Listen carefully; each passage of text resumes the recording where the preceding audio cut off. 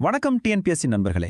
March 19, 2026க்கான நடப்பு நிகழ்வுகளை தேர்வு நோக்குல ரொம்ப சுருக்கமா ஆனா தெளிவா பார்க்கலாம் வாங்க.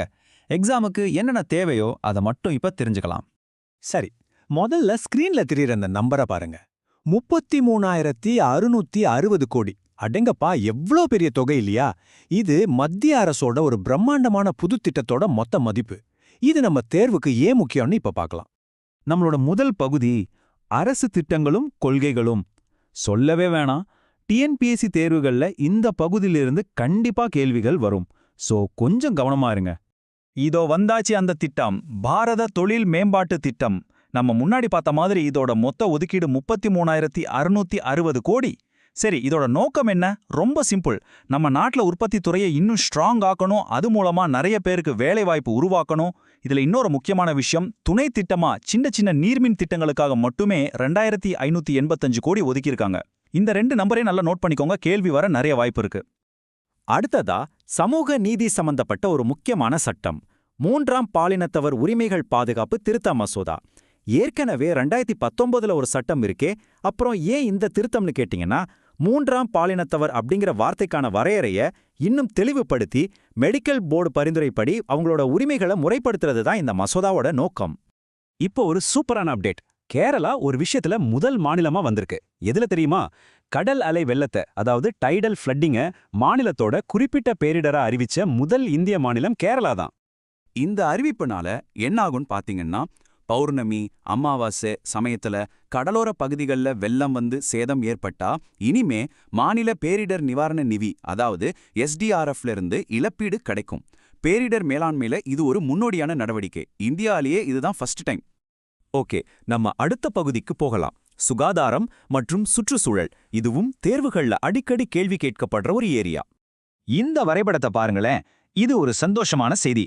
1990ல இந்தியால பிறக்கிற ஒவ்வொரு 1000 குழந்தையில 57 பச்சிளம் குழந்தைகள் இறந்து போயிருக்கு.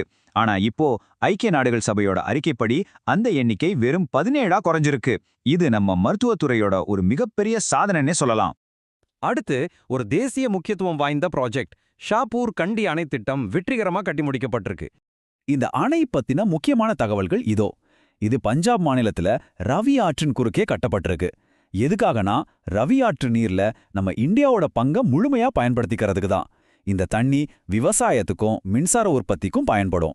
நதியோட பேரு ரவி, மாநிலம் பஞ்சாப். ரெண்டையும் ஞாபகம் வச்சுக்கோங்க. இப்போ ஒரு சுற்றுச்சூழல் சம்பந்தப்பட்ட எச்சரிக்கை. ஆப்பிரிக்காவோட மிகப்பெரிய ஏரி ஒரு பெரிய ஆபத்துல இருக்கு. ஆமாங்க, நாம பேசுறது விக்டோரியா ஏரியாவை பத்தி தான். இது எந்தெந்த நாடுகளோட எல்லையில இருக்குன்னு ஒரு கேள்வி வரலாம். தான்சானியா, உகாண்டா மற்றும் கென்யா. உலகத்திலே 2வது பெரிய நன்னீர் ஏரியான இது அளவுக்கு அதிகமான பாசி படர்ந்து, அதாவது ஆல்கல் ப்ளூம்ஸ்னால பச்சை நிறமா மாறிக்கிட்டு வருது. இதனால பெரும் சூழலியல் பாதிப்பு ஏற்பட்டிருக்கு. புவியியல் கேள்விகளுக்கு இது முக்கியமான பாயிண்ட். வாங்க அடுத்த பகுதிக்கு போலாம். வரலாறு, பண்பாடு, அப்புறம் சில இன்ட்ரெஸ்டிங்கான கண்டுபிடிப்புகள் பத்தி இப்ப பார்க்கலாம். ஈராக்ல பல வருஷமா தொலைஞ்சு போனதா நினைச்ச ஒரு பழங்கால துறைமுக நகரத்தை மறுபடியும் கண்டுபிடிச்சிருக்காங்க. அந்த நகரத்தோட பேரு சாராக்ஸ் பாசினோ. சரி, ஒரு கேள்வி, இதை நிறுவிய புகழ்பெற்ற மன்னர் யாருன்னு ஞாபகம் இருக்கா? கரெக்ட், மாவீரன் அலெக்சாண்டர் தான் கிமு 324ல இதை நிறுவி இருக்கிறாரு. மெசபடோமியாவுக்கும் இந்தியாவுக்கும் நடுவுல இது ஒரு முக்கியமான வர்த்தக மையமா இருந்திருக்கு.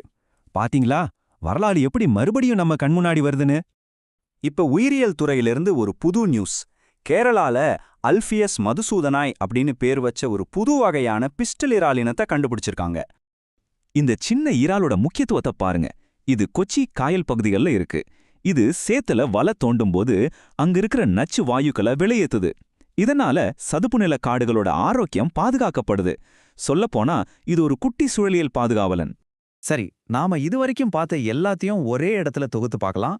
இந்த ஸ்லைடு ரொம்ப ரொம்ப முக்கியம். ஒரு குயிக் ரிவிஷன் மாதிரி உங்க மனசுல நல்லா பதிய வச்சுக்கோங்க. ஓகே, ரெடியா? வேகமா சொல்றேன். 1. இந்தியாவோட பச்சிளம் குழந்தை இறப்பு விகிதம் 1017. 2. ஷாப்பூர் கண்டி அணை இருக்கிற ஆறு ரவி ஆறு. 3. சாராக்ஸ் பாசினோ நகரம் இருக்கிற நாடு ஈராக். 4. விக்டோரியா ஏரி இருக்கிற கண்டம் ஆப்பிரிக்கா. 5. புதுசா கண்டுபிடிச்ச இறாலோட பேரு அல்பியஸ் மதுசூதனாய். இந்த 5 பாயிண்ட்டும் உங்க விரல் நுனியில இருக்கணும். ஓகேவா? கடைசியா உங்களுக்காக ஒரு சிந்தனை கேள்வி. ஒரு வருங்கால அரசு அதிகாரியா நீங்க யோசிக்கணும். ஒரு பக்கம் அணைக்கட்டு மாதிரி வளர்ச்சி திட்டங்கள், இன்னொரு பக்கம் விக்டோரியா ஏரி மாதிரி சுற்றுச்சூழல் பாதிப்புகள், இதுக்கு நடுவுல சாராக்ஸ் பாசினோ மாதிரி வரலாற்று தொடர்புகள். இது எல்லாத்தையும் ஒண்ணா இணைச்சு பார்க்கும்போது இந்தியாவோட எதிர்கால வளர்ச்சியை பத்தின உங்க பார்வை எப்படி இருக்கு? இத பத்தி யோசிங்க. அடுத்த விளக்கத்துல சந்திக்கலாம். நன்றி.